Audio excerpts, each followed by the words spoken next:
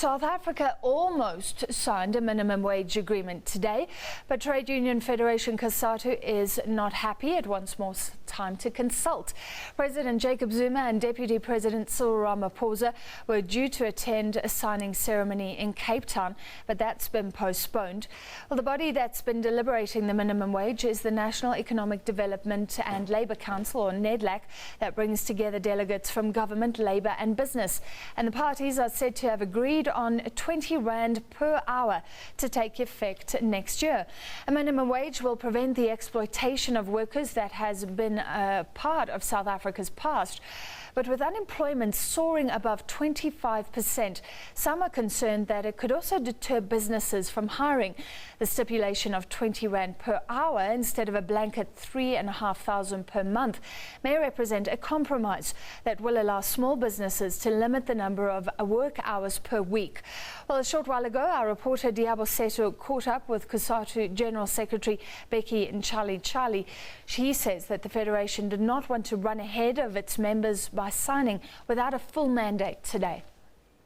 It is about the processes that we don't want to run ahead of our members without taking them into confidence in the union in terms of giving the whole package, and that they be allowed to do the assessment and to determine whatever agreement we have concluded, meet their aspirations. So it's a question of just a procedural aspect to us.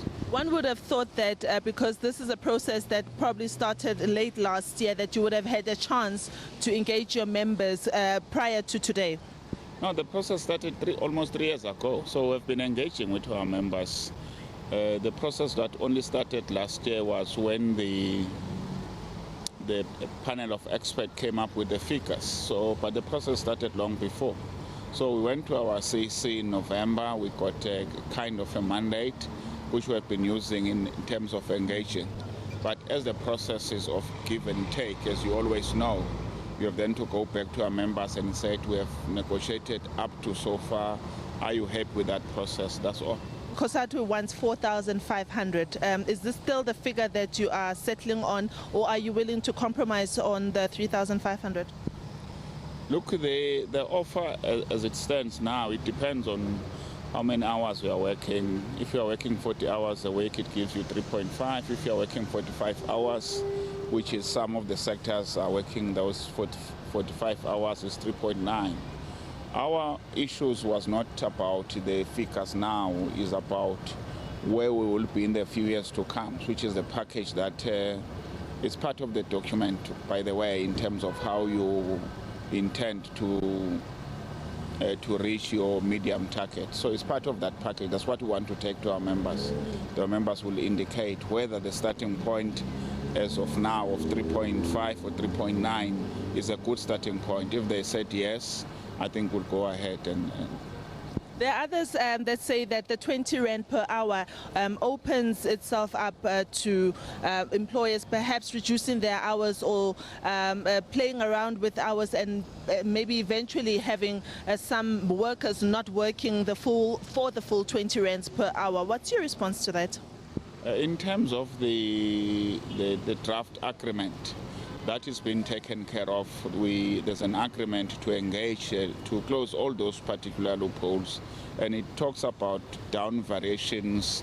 It has to follow the right processes of reducing any hours of work. If it not, it will be regarded as non-compliance, but it would also be unfair labor practice. All that processes are part of the package that has been discussed. And the other sectors, I'm thinking of the domestic worker sector, for instance. It's a sector that has its own sectoral determination. Are you involved in that and making sure that they are also treated fairly?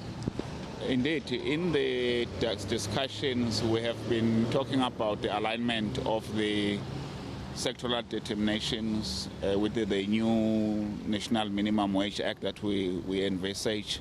It's talking about bargaining councils and all other collective bargaining councils that may not be favorable compared to the national minimum wage. So there has to be an alignment, and that has been taken care of.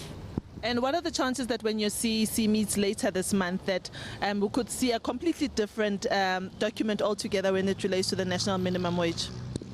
I don't think so, but of course you can't speak ahead of your CC.